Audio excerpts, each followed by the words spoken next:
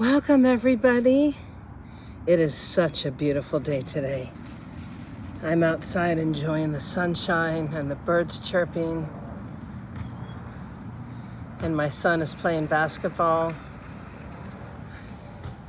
So I asked him if I could excuse myself to go read the Word, and he's perfectly fine with that. So if you have your Bibles, today is March 10th, and we are still in the book of Numbers. Numbers 32, 1 through 42. The tribes east of the Jordan. The tribes of Reuben and Gad owned vast numbers of livestock. So when they saw that the lands of Jazer and Gilead were idly suited for their flocks and herds, they came to Moses, Eleazar the priest, and the other leaders of the community. And they said, "Notice the towns of Ataroth, Gibeon, Zebir, Nimrah, Heshbon, Eliah, Sibmah, Nebo, and Beon. The Lord has conquered this whole area for the community of Israel, and it is ideally suited for all your livestock." Ideally suited. "If we have found favor with you, please let us have this land as our property instead of giving us land across the Jordan River. Do you intend to stay here while your brothers go across and do all the fighting?" Moses asked the men of Gad and Reuben. "Why do you want to discourage the rest of the people of Israel from going across to the land the Lord has given them? Your ancestors did the same thing when I sent them from Kadesh Barnea.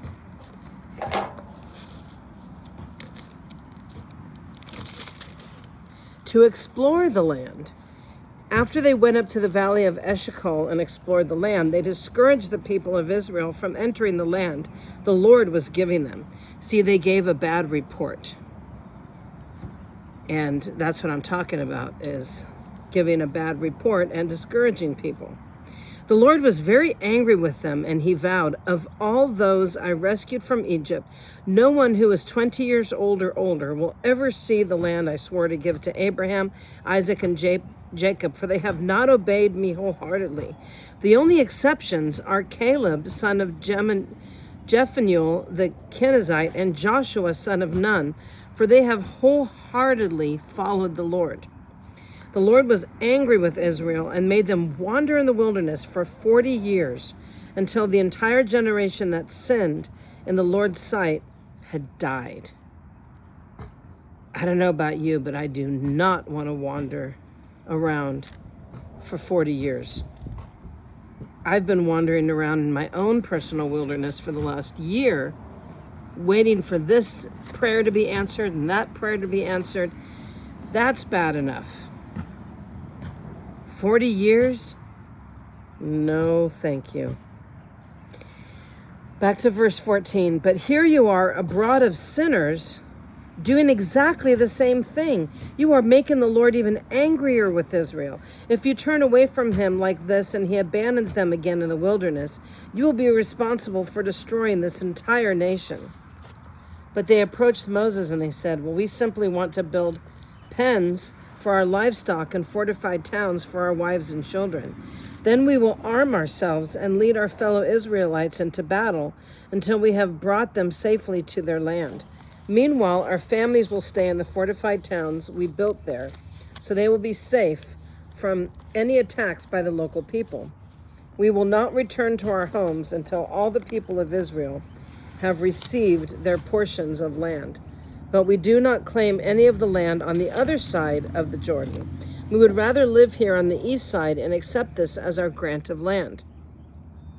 Then Moses said, "If you keep your word and arm yourselves from the Lord's battles, and if your troops cross the Jordan and keep fighting until the Lord has driven out his enemies, then you may return when the Lord has conquered the land. You have fulfilled your duty to the Lord and to the rest of the people of Israel. And the land on the east side of the Jordan will be your property from the Lord. But if you fail to keep your word, then you will have sinned against the Lord, and you may be sure that your sin will find you out.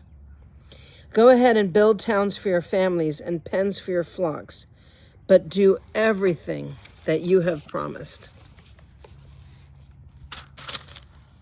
Then the men of Gad and Reuben replied, "We are your servants. We'll follow your instructions exactly. Our children, wives, flocks, and cattle will stay here in the towns of Gilead. But all who are able to bear arms will cross over to fight for the Lord, just as you have said." So Moses gave orders to Eleazar the priest, Joshua son of Nun, and the leaders of the clans of Israel. He said, "The men of Gad and Reuben who are armed for battle must cross the Jordan with you to fight for the Lord. If they do, give them the land of Gilead as their property when the land is conquered. But if they refuse to arm themselves and cross over with you, then they must accept the land with the rest of you in the land of Canaan." The tribes of Gad and Reuben said again, "We are your servants, and we will do as the Lord has commanded. We will cross the Jordan into Canaan, fully armed to fight for the Lord, but our property will be here on this side of the Jordan." So Moses assigned land to the tribes of Gad, Reuben, and half the tribe of Manasseh, son of Joseph. He gave them the territory of King Sihon of the Amorites and the land of King Og of Bashan, the whole land and its cities and surrounding lands. The descendants of Gad built the towns of Dibon, Adaroth, Arior, Athrothphan, Jazar, Jogbehah, Beth Nimrah, and Beth Haran. These are all fortified towns with pens for their flocks. The descendants of Reuben built the towns of Heshbon, Eliah, Kirithaim, Nebo, Baal Meon, and Simma. They changed the names of some of the towns they conquered and rebuilt. Then the descendants of Machir and the tribe of Manasseh went to Gilead and conquered it, and they drove out the Amalekites living there. So Moses gave Gilead to the Machirites, descendants of Manasseh, and they settled there. The people of Jair, another clan of the tribe of Manasseh, captured many of the towns in Gilead and changed the name of that region to the towns of Jair. Meanwhile, a man named Nobah captured the town of Kenneth and its surrounding villages, and he renamed that area Nobah after himself. Numbers 33, 1 through 56. Remembering Israel's journey. Trying to get a better angle here. And this beautiful outside. It's so beautiful.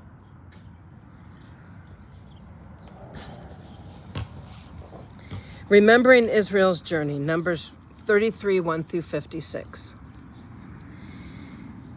This is the route the Israelites followed as they marched out of Egypt under the leadership of Moses and Aaron.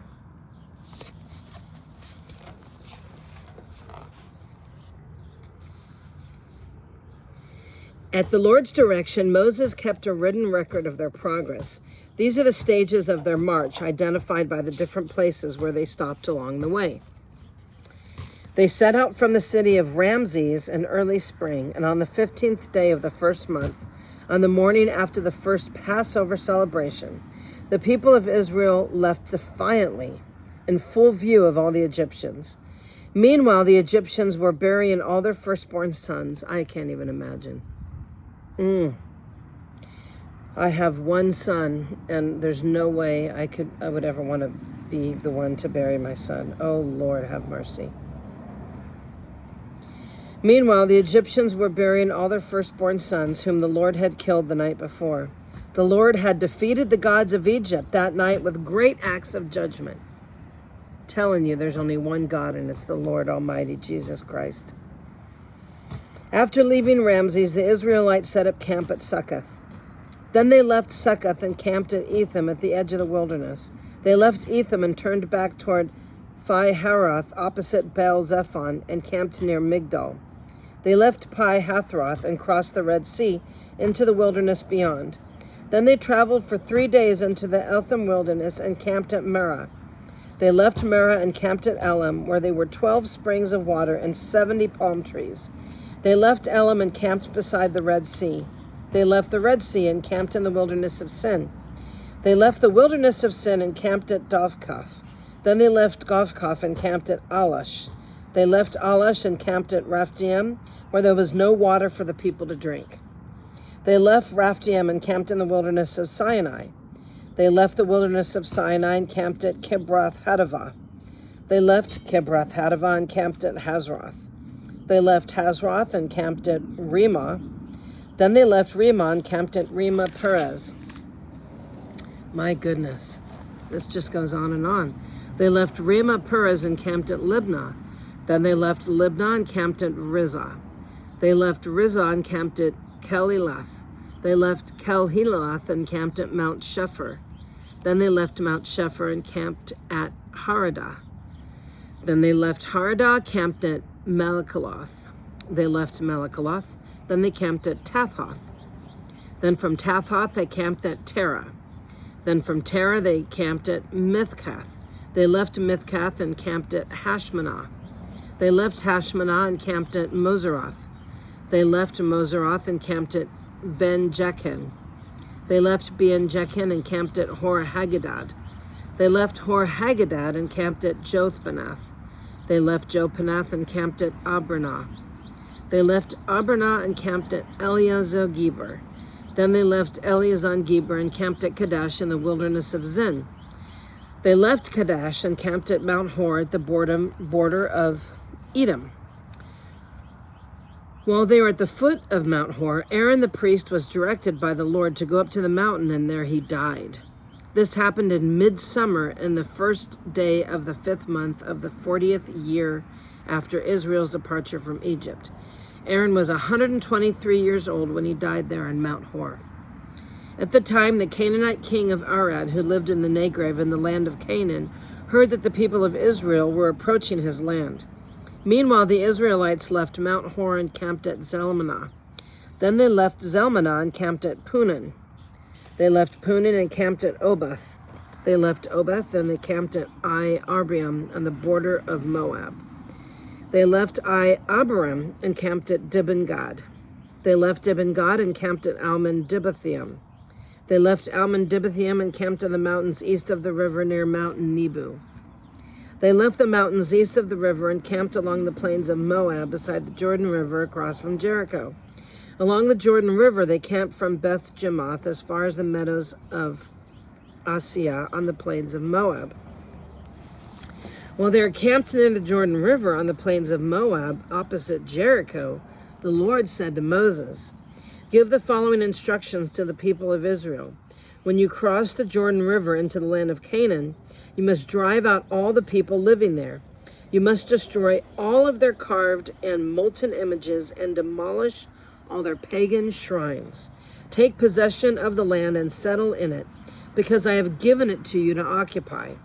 You must distribute the land among the clans by sacred lot and in proportion to their size. A larger portion of land will be allotted to each of the larger clans, and a smaller portion will be allotted to each of the smaller clans. The decision of the sacred lot is final. In this way, the portions of land will be divided among your ancestral tribes. But if you fail to drive out the people who live in the land, those who remain will be like splinters in your eyes and thorns in your side. They will harass you in the land where you live, and I will do to you what I had planned to do to them." So that means, the Lord means business. He wants to get rid of all the people that are worshiping idols and worshiping other gods. He gave that land to his people.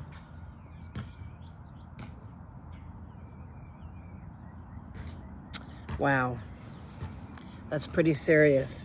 Imagine if the Lord told you, "Hey, the person living in that house over there, right back there in that house, go over there, kick them out, destroy them and their and their idols, and that house is yours." Wow. And he said not to go in there unarmed. So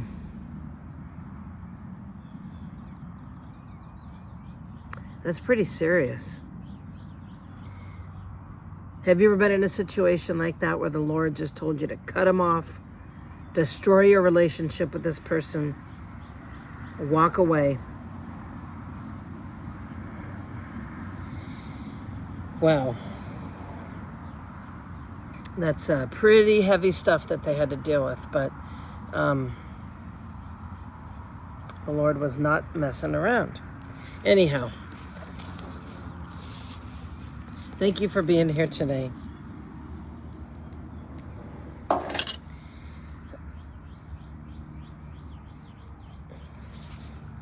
Let me know what you think in the comments. I'm curious to know your thoughts. So have a blessed and wonderful day, and please join me tomorrow.